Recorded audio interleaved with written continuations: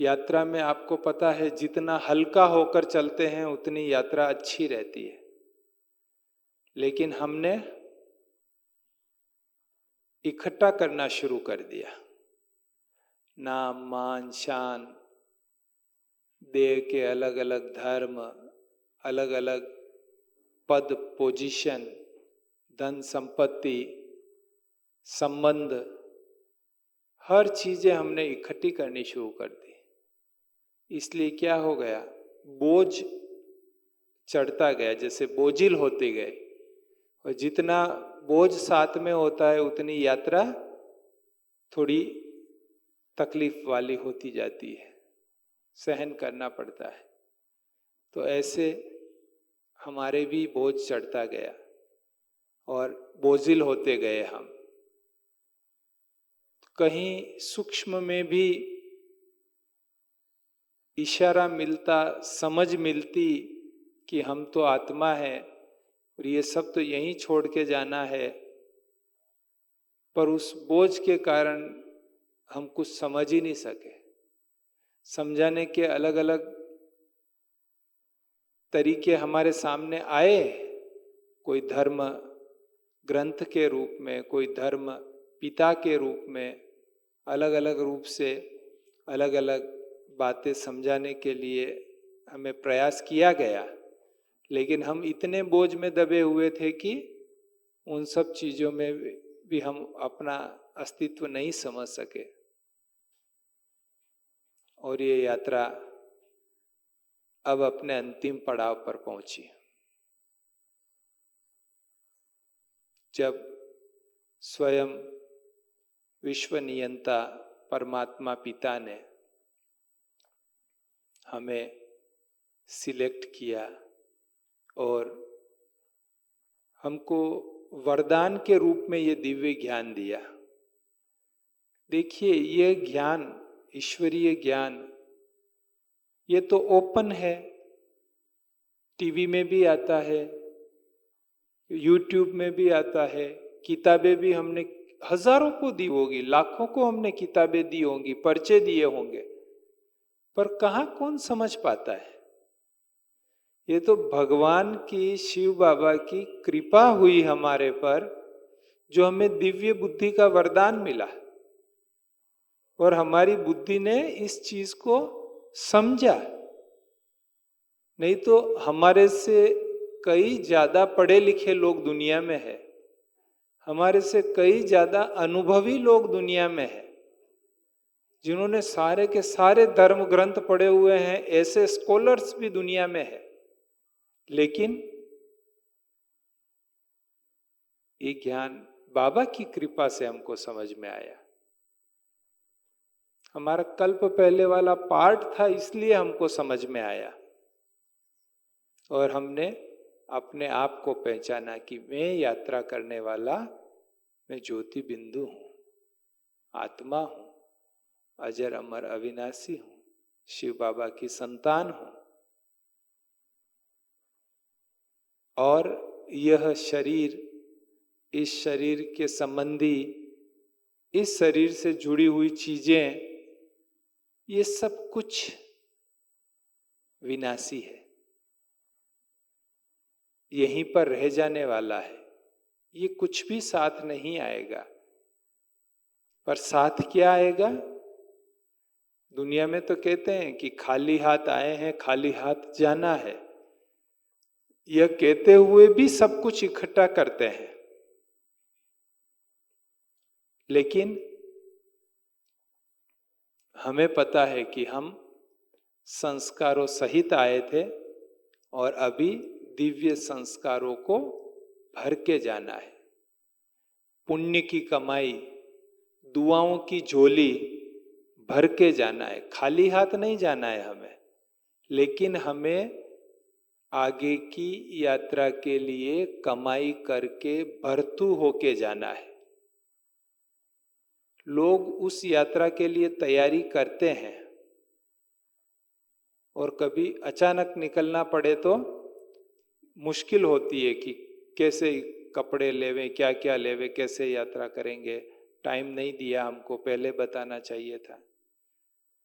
लेकिन हमको ये तो पता है कि हम सब आए हैं इस शरीर में रिटर्न टिकट के साथ आए हैं। हमारे सबका रिटर्न टिकट बना हुआ है, केवल डेट और टाइम, ये दो चीज उसमें लिखी नहीं है, हमको दिखाई नहीं देती है, वो गुप्त है। बाकी रिटर्न टिकट सबका बना हुआ है। तो जब रिटर्न टिकट है हमारे पास, हमको कंफर्म है कि रिटर्न टिकट है, तो फिर तैयार भी रहना चाहिए। और इसलिए भी तैयार रहना चाहिए कि डेट और टाइम कंफर्म नहीं है, वो कभी भी कंफर्म हो सकता है, अचानक कंफर्म होगा डेट और टाइम दोनों। तो हमको अपना बैगेज भरना तो चाहिए ना। फिर हम लास्ट में भरने जाएंगे, फिर टाइम भी नहीं मिलेगा, फिर ये सामान छूट जाएगा, फिर वो सामान छूट जाएगा, सब कुछ छूटता जाएगा। तो आगे की यात्रा हम ठीक से नहीं कर सकेंगे, सामान सब साथ में नहीं होगा तो यात्रा में परेशानी होगी। तो हमको अभी से ही हमारे बैगेज सारे तैयार करने चाहिए, जो हमको अगली यात्रा के लिए हम सुखपूर्वक यात्रा कर सके, उसके लिए अभी से बैगेज तैयार करने चाहिए। और जो चीज हम नहीं ले जा सकते, जो वहां अलाउ नहीं है, उसको फिर हमको मौन रख के उसको इकट्ठा करने की जरूरत भी नहीं है। जैसे यहां से कोई गल्फ कंट्री में जाता है तो उसको कई चीजें अलाउ नहीं है, खाने पीने की भी कई चीजें, वो जो बहुत छोटे छोटे दाने आते हैं ना, डोडा पिस्ता का दाना कहते हैं उसको, वो भी अलाउ नहीं है वहां पर।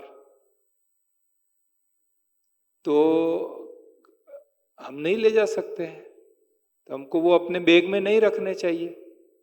हमारी बैग में क्या रखना चाहिए? जो अलाउ है। एयरपोर्ट पर जाते तो कहते नहीं, बैग में आपका ये नेल कटर भी अलाउ नहीं है, ये भी अलाउ नहीं है, चलो ये निकालो निकालो ये निकालो, सब वहीं निकाल के रख लेते हैं। फिर उस समय दुख होता है, अरे हम तो वहां घर से लेके आए, यहाँ इन्होंने निकाल दिया।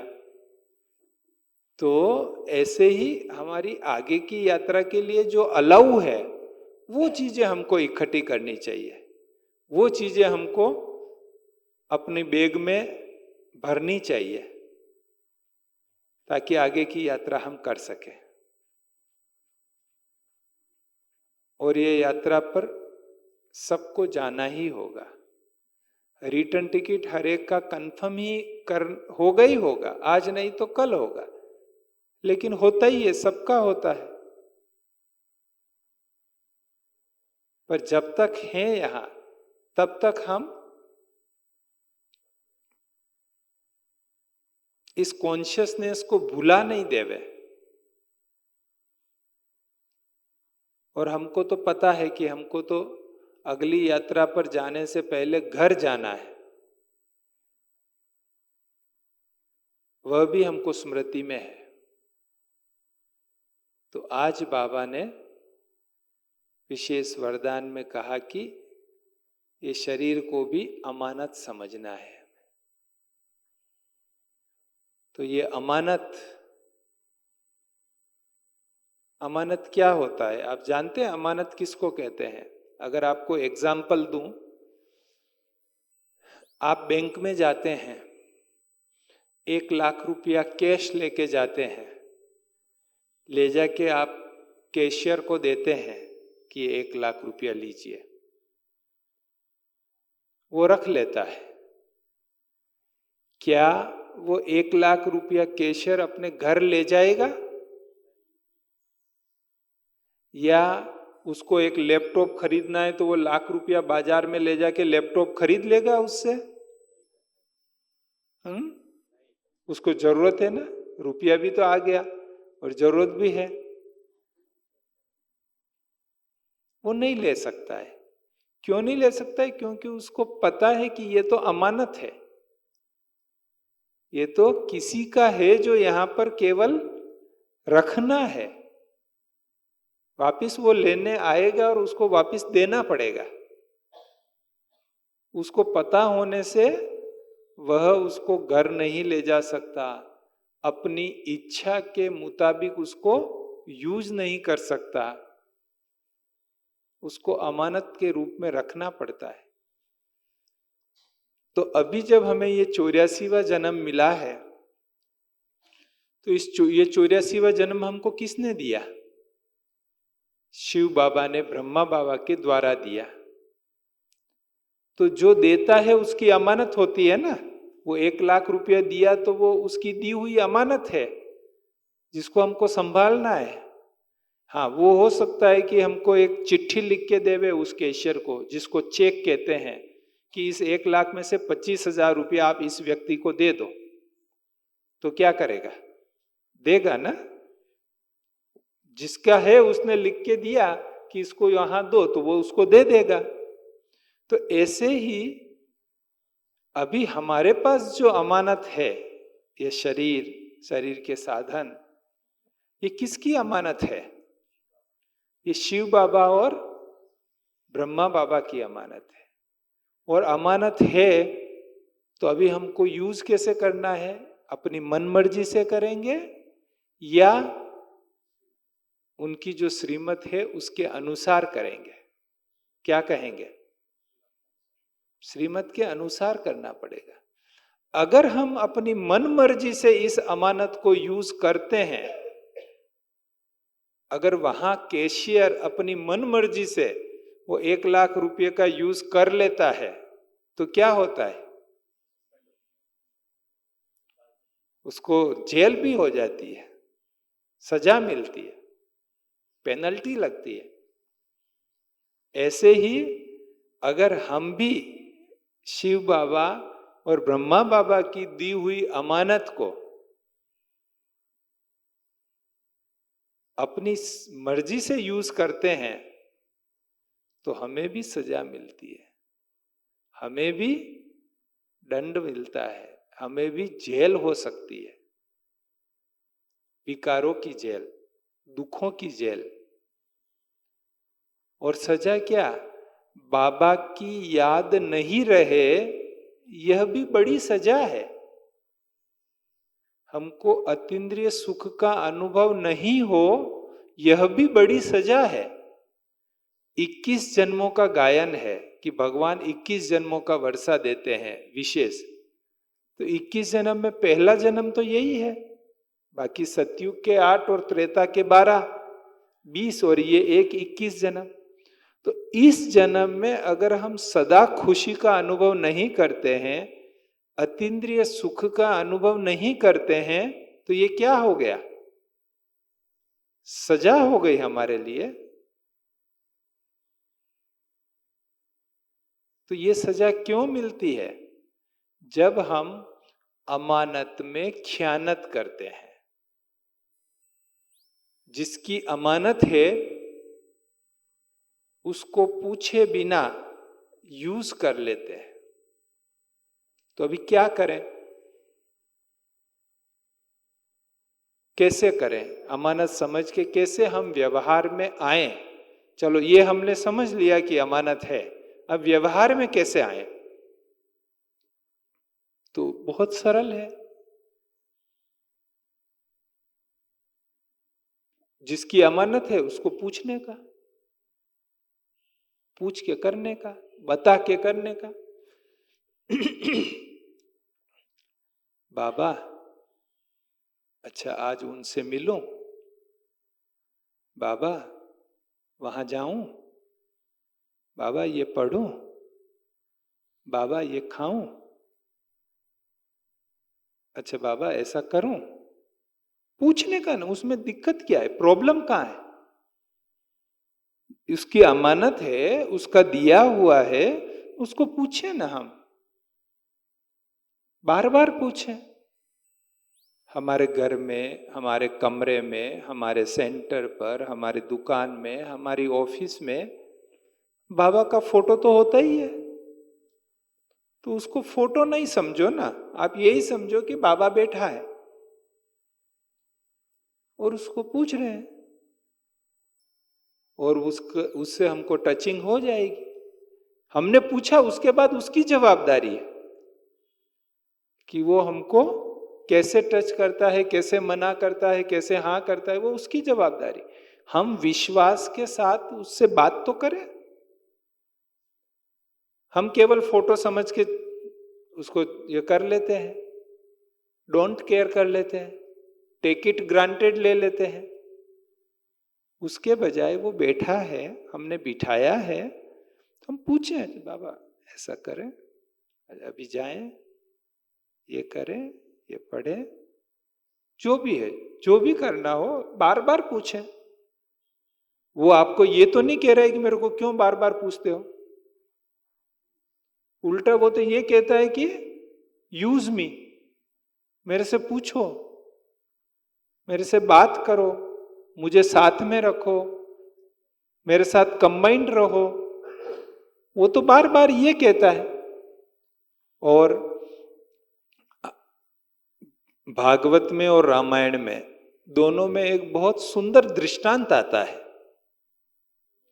रामायण में आता है कि जब श्री राम जी ने रावण का वध करके वापिस अयोध्या आए थे, तो सब नर नारी को पता चल गया था कि राम जी अयोध्या पहुंच रहे हैं।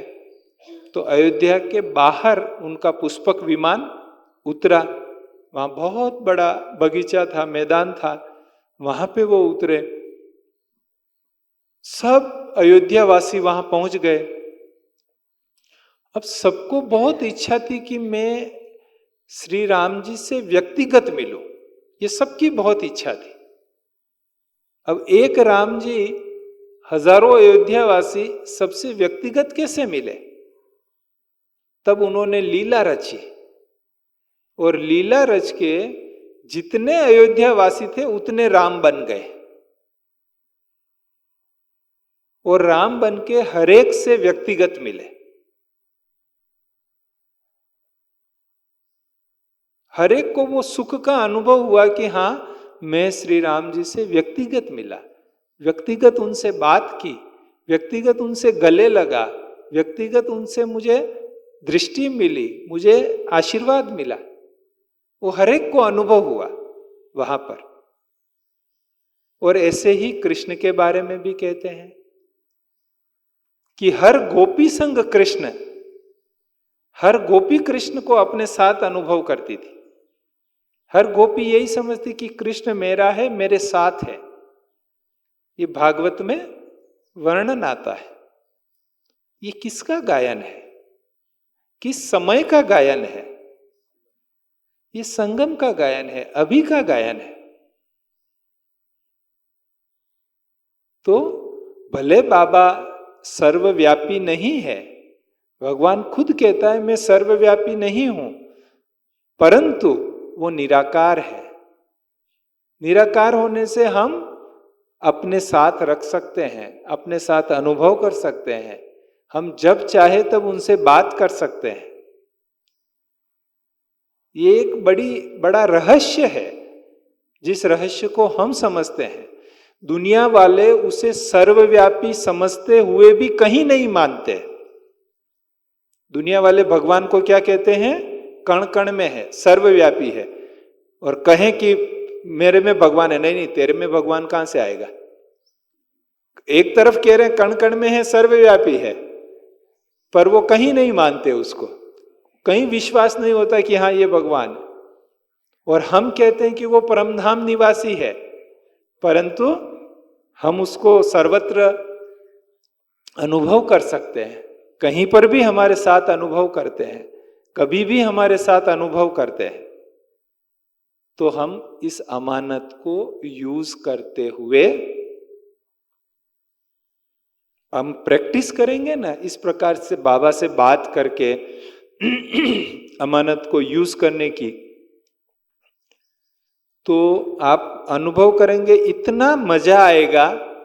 और बिल्कुल हल्के रहेंगे। भाई उसको पूछ के किया, अभी कुछ गलती हो गई तो वो जाने, हमने तो पूछ लिया था, उसकी जवाबदारी कि हमको ठीक से टचिंग कराता, हमको ठीक से रास्ता बताता, वो उसकी जवाबदारी। हमको तो जितना समझ में आया हमने तो पूछा। तो ये पूछने का जो है ना, बाबा से बात करने का, राय सलाह लेने का, श्रीमत लेने का प्रैक्टिस करें, और ये अमानत है, ये समझे।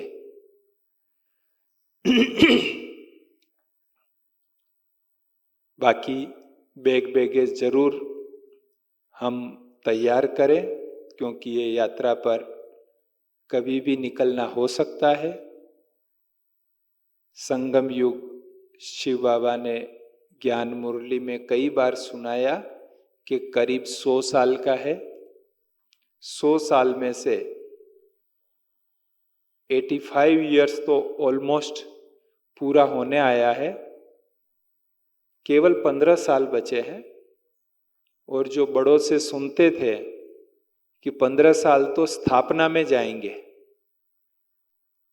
तो सतयुग स्टार्ट होगा तो स्थापना तो पहले होगी ना, फिर सतयुग स्टार्ट होगा। तो अब स्थापना का समय आ गया है, तो महाविनाश का समय भी समझ लो आ गया है। कभी भी कुछ भी हो सकता है। हम अब किसी प्रकार की गफलत में नहीं रहें। हर गफलत को दूर करके समझदार बच्चे बनकर, जैसा भगवान ने हमें समझाया है, समझदार बच्चे बनकर आगे की तैयारी करें, घर जाने की तैयारी करें। और जितना बाबा को हमारे से आशा है, उससे भी ज्यादा हम पुरुषार्थ करके अपना अविनाशी खाता भरपूर करें और भरतू होके जाएं। अच्छा, ओम शांति।